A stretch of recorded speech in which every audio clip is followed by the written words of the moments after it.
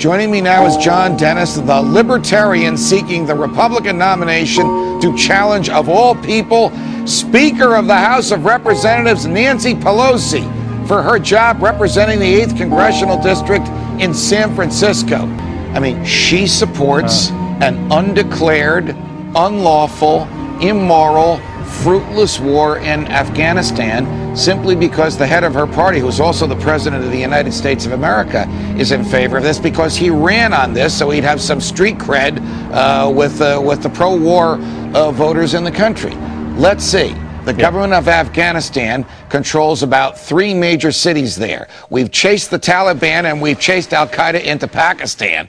She wants to add another 40,000 troops to the 60,000 that are already there. So we'll have 100,000 troops waging a war against who and for what and to what end in Afghanistan? Question, wouldn't that argument resonate against her?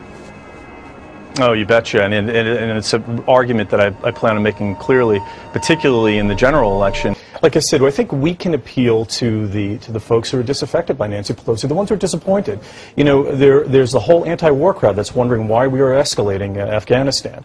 And we have a message for those people, and we have a message for people in other, leftist Where's the anti-war crowd today, now that the war is being run by a Democratic president? Their guess is as good as mine. If it weren't for the great folks at antiwar.com, I don't know where it would be. Anti-war, legalization of marijuana, issues that might resonate with your potential voters in San Francisco, coming out of the mouth of a libertarian Republican. What do you say? Yeah, of course. And I mean, I think there's some of the heat is off of the marijuana issue because apparently the federal government's going to take a step back and not enforce the laws and leave it up to the states. Although I thought that was interesting that when Eric Holder announced that, 2 weeks later they raided a facility in San Francisco. So we'll see how that plays out. And then as far as the anti-war crowd is concerned, I think Nick hit the nail on the head. But I also think that Obama is vulnerable on this issue, and I think that as the honeymoon wears off, that he's going to have to answer some questions to a lot of these constituencies.